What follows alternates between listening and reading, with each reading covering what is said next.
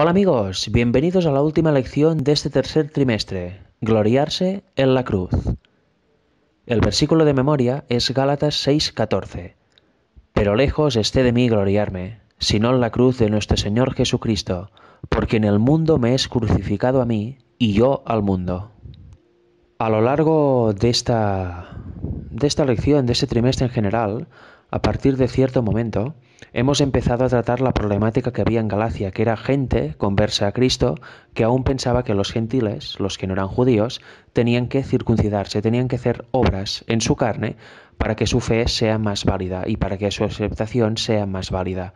Y con eso está luchando Pablo. Por eso termina así su carta.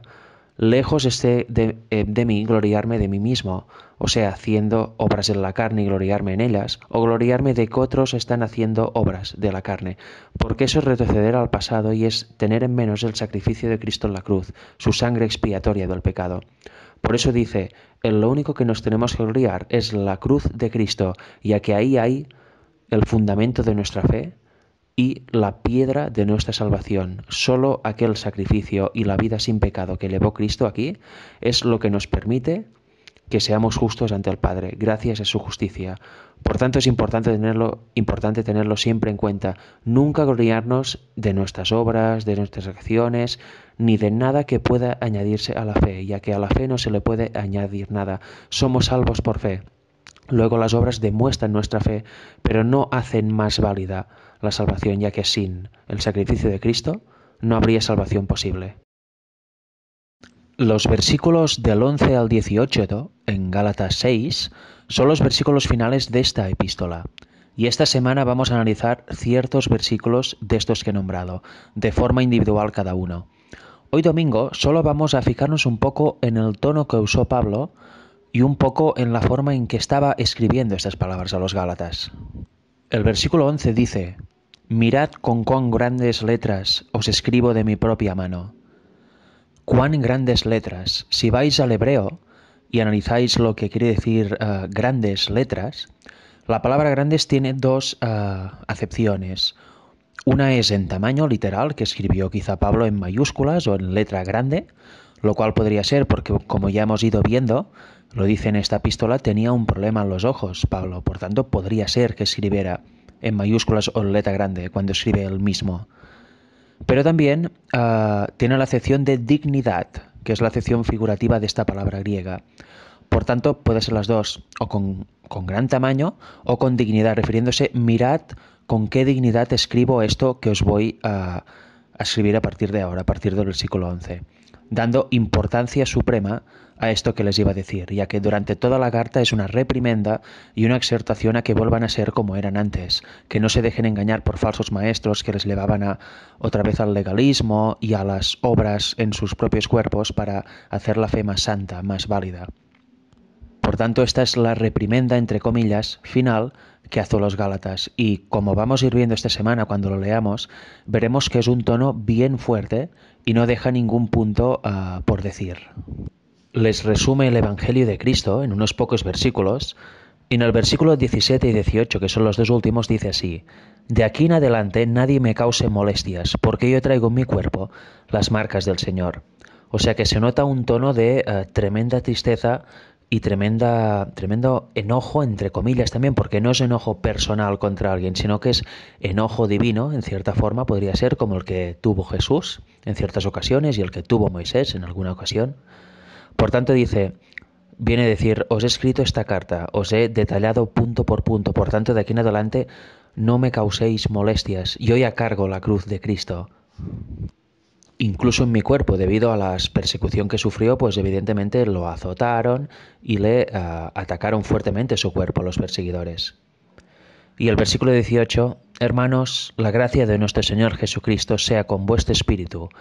Amén.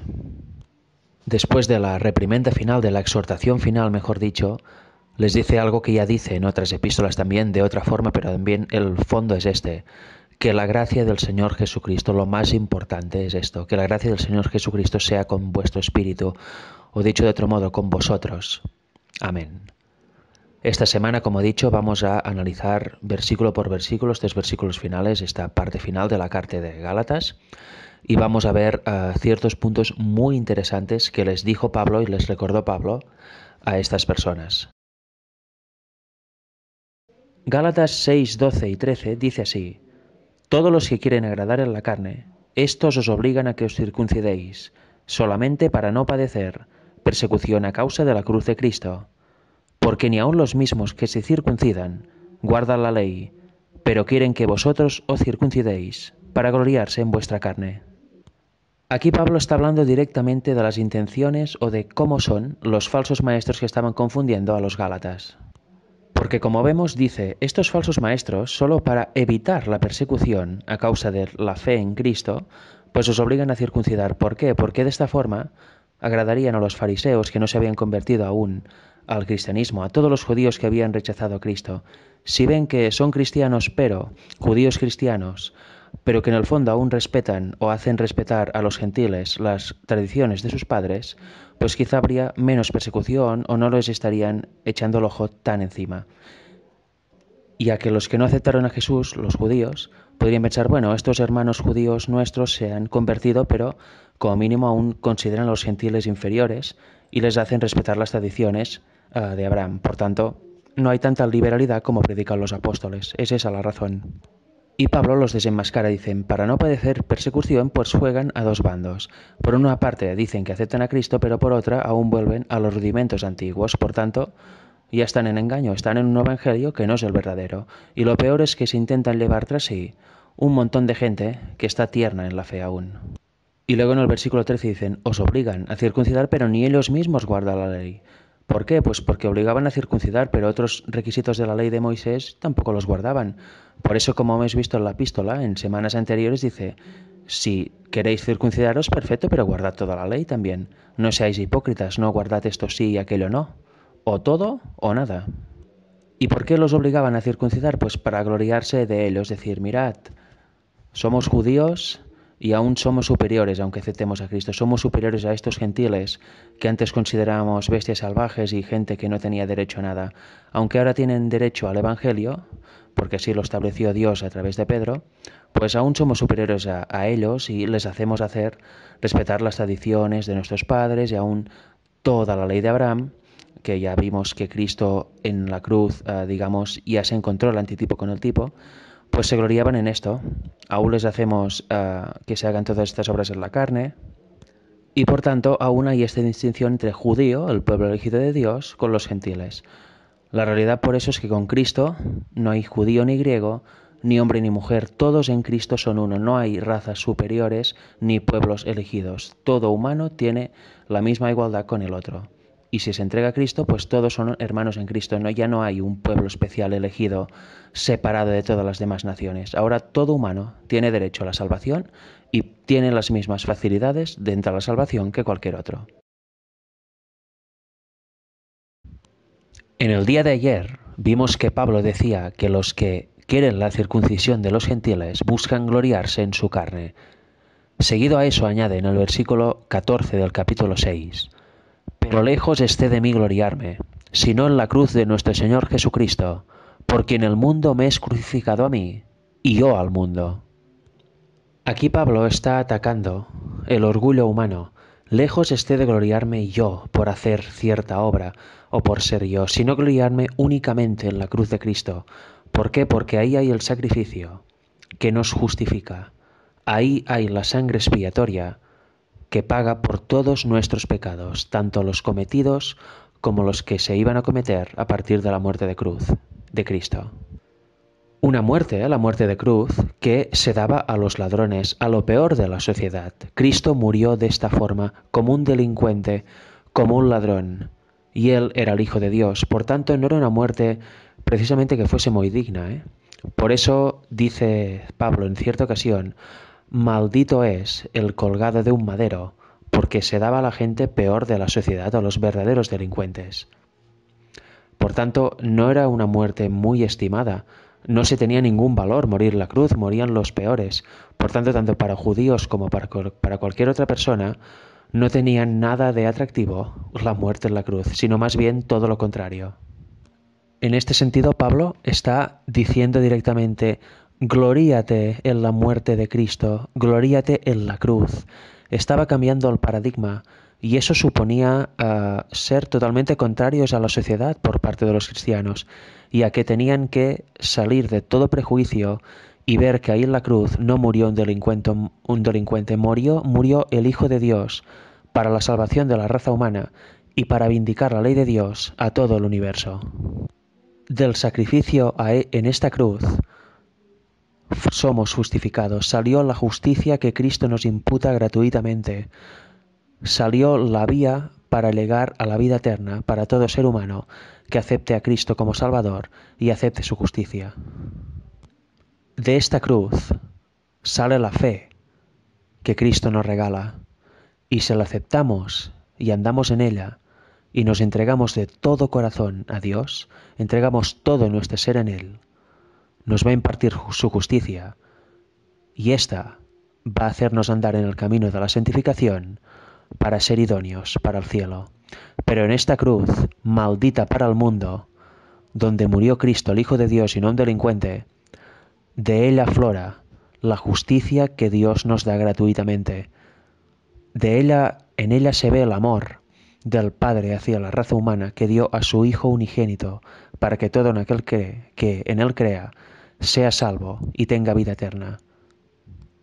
Por tanto, amigos, dejemos el orgullo, entreguémonos a Cristo y vayamos llenándonos de su Espíritu. Vayamos rebajando el yo, porque la única forma de rebajar el yo es entregar todo nuestro ser a Dios. Es la única forma que el yo va bajando y va entrando su Espíritu en nosotros para hacernos en la viva imagen de Cristo. Es toda una lección mirar a la cruz, lugar donde para el mundo había maldición. Para el mundo en realidad hay salvación. Gloriémonos en Cristo, y si trabajamos para el Evangelio, tengamos claro siempre que no es por nuestra propia forma, no es por nuestras propias obras, nada sale de nosotros bueno, todo es puesto por Dios.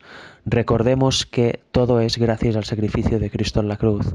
No nos pensemos que nosotros somos algo o nosotros salvamos a nadie, porque solo salva el sacrificio de Cristo en la cruz, aquella justicia, nada más. Nada que salga de nosotros puede hacer nada para mejorar la salvación o incluso para darla. Somos simples instrumentos, por tanto gloriémonos siempre en Cristo, en la cruz, y nunca en nosotros, ni en nuestros ministerios, ni en nuestras propias obras, ni en nuestros logros, porque nuestros logros no son nuestros, son gracias a la ayuda de Dios, gracias a la justicia de Dios. Tengamos siempre esto muy claro, amigos, porque si no caeremos como hacían los maestros en Galacia, los falsos maestros. Se querían gloriar por lo que hacían hacer a los gentiles conversos al cristianismo, y eso es pecado.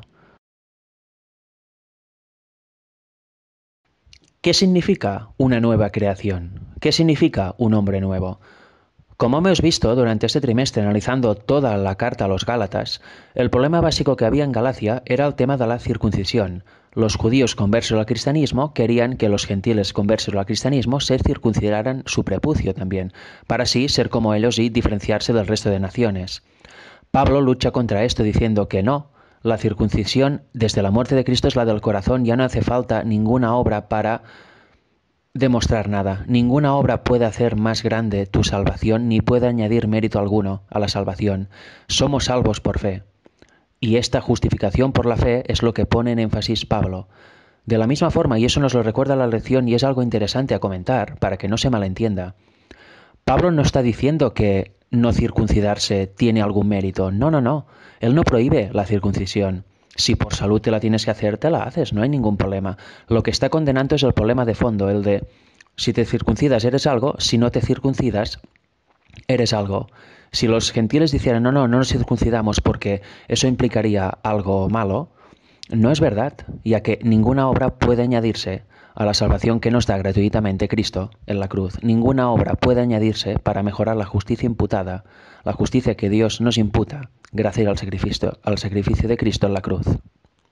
Por tanto, el fondo es ir en contra de las obras que hacen creer a la gente que son mejores por hacer eso, o que confían en sus méritos para ganarse el cielo.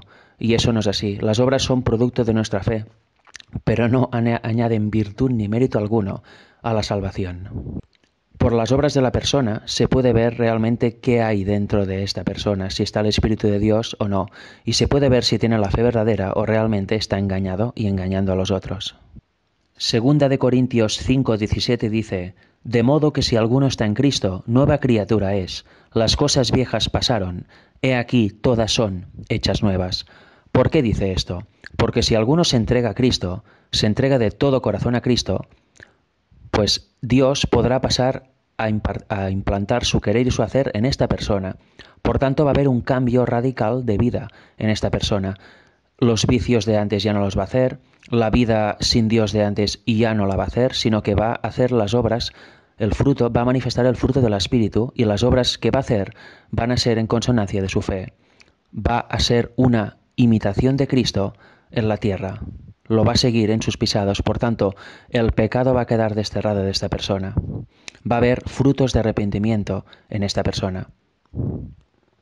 ¿Por qué después de aceptar a Cristo y de bautizarnos incluso, que es cuando se simboliza esta nueva creación, seguimos pecando? Pues porque no somos constantes. Si eligiéramos en todo momento seguir a Cristo, mirarlo a Él fijamente, y cada vez que se presenta la tentación, querer la salida que Dios nos promete, porque no seremos tentados más allá de lo que podamos soportar, no habría problema.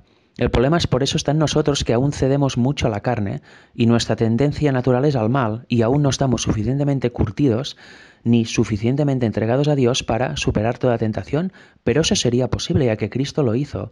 Por tanto, para nosotros también es posible, debemos tenerlo claro, debemos ser esta nueva creación cada día, a cada minuto, a cada segundo. Hemos llegado al final de la carta de Pablo a los Gálatas.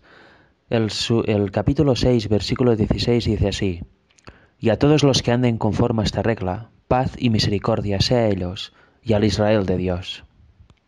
Justo antes de eso está hablando de que lejos esté de mí gloriarme en algo que no sea la cruz de Cristo, ya que en Cristo la incircuncisión no es nada y la circuncisión no es nada. Por tanto, lo que está diciendo los Gálatas es que todo el mundo que viva según esta regla de que en Cristo nueva criatura somos y que nada puede añadirse a la fe que Cristo nos regaló en la cruz, pues va bien. Si no, están en otras reglas que no tienen nada que ver, en otros estándares que no tienen nada que ver con el Evangelio. Y luego les dice: de aquí en adelante nadie me cause molestias, porque yo traigo en mi cuerpo las marcas del Señor Jesús. ¿Qué marcas lleva Pablo en su cuerpo? Ya lo hemos comentado esta misma semana, incluso en alguna otra ocasión, pero va bien fundamentarlo un poquito con la Biblia. Se refiere, obviamente, viendo otras epístolas suyas, a las marcas que le han ocasionado a causa de la persecución, las detenciones, etc., por causa de predicar el Evangelio de Cristo al mundo. Si vamos, por ejemplo, a 2 de Corintios 11, versículos del 24 en adelante, vemos así: De los judíos 5 veces he recibido 40 azotes menos uno. 3 veces he sido azotado con varas, 1 vez apedreado, 3 veces he padecido naufragio, 1 noche y 1 día he estado como náufrago en alta mar, en caminos muchas veces, en peligros de ríos, peligros de ladrones, peligros de los de mi nación, peligros de los gentiles, peligros en la ciudad, peligros en el desierto, peligros en el mar, peligros entre falsos hermanos, en trabajo y fatiga, en muchos desvelos, en hambre y sed, en muchos ayunos, en frío y en desnudez, y además de otras cosas, lo que sobre mí se agolpa cada día, la preocupación por todas las iglesias. Por tanto, Pablo estaba golpeado por todos lados, tenía el cuerpo hecho un mapa, totalmente destrozado a causa de los continuos azotes que acabamos de leer, además de las preocupaciones más mentales que tenía por las iglesias y demás preocupaciones. Ya que el dolor no es solo físico, también es mental. Incluso vemos que los Gálatas también hablaba de una enfermedad que tenían los ojos, o sea que Pablo no estaba precisamente como una rosa, no estaba fresco como una rosa y perfecto, sino que tenía una vitalidad impresionante, pero estaba destrozado, estaba molido a palos, como Jesucristo estuvo, y además mentalmente tampoco estaba muy tranquilo, que se diga.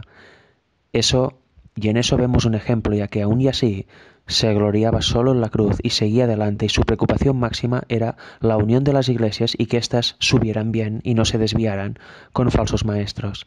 Por eso habla tan, ¿cómo se diría?, con fervor, por eso habla con tanto fervor a los habitantes de Galacia porque ven que están siendo engañados y para él eso es un sufrimiento tremendo. Por eso les dice las cosas claras, quiénes son los falsos maestros y lo que deben hacer, lo que es el verdadero evangelio. En este sentido, viendo el ejemplo de Pablo y también fijándonos en el ejemplo de Cristo, el cual sufrió como nadie y tuvo que soportar cosas que nosotros no tenemos que soportar, ya que él tuvo que cargar con los pecados de toda la humanidad, lo cual nadie de nosotros ha de hacer, pues podemos plantearnos nuestros sufrimientos, nuestros desánimos, ¿qué son comparado con lo que sufrieron Cristo y Pablo y los demás apóstoles? Nada. Y tantas veces nos quejamos y nos venimos abajo y estamos llorando, estamos, ay, todo me sucede a mí, y un día estamos arriba, otro día estamos abajo. Debemos aprender a tener constancia y a saber lo que ya estudiamos en otras lecciones, de que la tribulación, si se supera, hace más preciosa nuestra fe, y sobre todo teniendo claro que si somos seguidores de Cristo, padeceremos persecución de un modo u otro, ya que todo el que quiere vivir piadosamente en Cristo Jesús padecerá persecución. Por tanto, aprendemos a no quejarnos tanto, a no decir, ay, ay, qué mal estoy, porque en el fondo eso muchas veces es orgullo, es manifestación del yo. Por supuesto que podemos vernos afectados por las cosas que nos suceden, es lógico, no debemos ser de piedra, no estoy diciendo eso, pero sí que debemos, con la ayuda de Dios, a ir encarándolo y enfocándolo, encaminándolo todo a una dirección correcta, no a permanecer siempre en el dolor, ahí como si no hubiera esperanza y totalmente derrotados. Debemos demostrar que tenemos a Cristo con nosotros y que creemos en Él. Por tanto, cuando haya problemas debemos acudir en Él y tener una actitud positiva y siempre hacia adelante para levantarnos con su ayuda. Hemos llegado a la última lección de esta semana, que coincide también con la última lección de este tercer trimestre. Durante este tiempo hemos estudiado el libro de Gálatas y nos hemos centrado mucho y hablado mucho sobre los tópicos de la justicia imputada y la justicia impartida. En este sentido, os quiero recomendar un pequeño libro de Elena White, que son un recopilatorio de una serie de manuscritos que ella escribió en su momento. El libro se llama Fe y Obras. Os lo recomiendo encarecidamente porque os va a edificar y llenar de una forma impresionante. Ahora vamos a leer un fragmento de la página 27 y luego leeremos una explicación que creo, a mi entender, que resume perfectamente lo que es la justicia imputada y lo que es la justicia impartida. Lo que vamos a leer ahora está en su primer capítulo. Se titula Elena G. de White clarifica los temas. Está en la última página de este primer capítulo. Dice así, citando Efesios 2:8, que dice: por gracia sois salvos, por medio de la fe, y esto no de vosotros, porque es don de Dios. Aquí hay verdad que desarrollará el tema en tu mente si no la cierras a los rayos de la luz. La vida eterna es un regalo infinito. Esto la coloca fuera de la posibilidad de que nosotros la ganemos porque es infinita. Necesariamente tiene que ser un regalo. Como regalo, tiene que ser recibida por fe y a Dios debe ofrecerse la gratitud y la alabanza. Una fe sólida no conducirá a persona alguna al fanatismo o a actuar como el siervo indolente. ¿Y por qué esto? Pues por lo siguiente que ahora vamos a leer. El poder maléfico de Satanás induce a los hombres a mirarse a sí mismos en lugar de contemplar a Jesús. Por tanto, ¿qué pasa si hacemos eso? Pues que nos confiamos en nuestras obras y nuestro yo crece. La justicia de Cristo debe estar delante de nosotros si la gloria del Señor llega a ser nuestra retaguardia. Si hacemos la voluntad de Dios, podemos recibir grandes bendiciones como un don gratuito del Señor, pero no porque haya mérito alguno en nosotros. Este no tiene valor. Hagan la obra de Cristo y ustedes honrarán a Dios y saldrán más que vencedores por medio de aquel que nos ama y nos ha dado su vida por nosotros para que pudiéramos tener vida y salvación en Cristo Jesús. Por tanto, aquí vemos lo que hemos estudiado durante todo el trimestre también y en concreto esta semana. Vemos que por mucho que añadamos obras, no va a aumentar la fe, no va a aumentar el valor de la fe, ni nos va a hacer más salvos, ni más preparados para ir al cielo. ¿Por qué? Pues porque lo único que nos justifica es la justicia que nos imputa Cristo con su sacrificio en la cruz. En este sentido, ahora vamos a leer un resumen, como he dicho antes, que me parece perfecto para concluir este tema. Resumen sobre justicia imputada y justicia impartida. En la Review and Herald del 4 de junio de 1895 dice así: la justicia por la cual somos justificados es imputada. La justicia por la cual somos santificados es impartida. La primera es nuestro derecho al cielo, la segunda nuestra idoneidad para el cielo. Y es que es así. Gracias al sacrificio de Cristo en la cruz nos imparte su justicia, quien lo acepta, y es el regalo que nos da Dios. Aquí tenéis el camino abierto a la vida eterna. Es vuestro, os lo regalo. Y luego, si entregamos todo nuestro ser a Dios, Él nos imparte su justicia y así avanzamos en el camino de la santificación. A veces, y esta semana incluso, digo que podríamos dejar de pecar y que si no lo hacemos es porque no somos constantes. Quiero matizar algo. El proceso de santificación dura toda la vida, pero eso no quiere decir que tenemos que estar cayendo todo el tiempo y no tener periodos de no avanzar.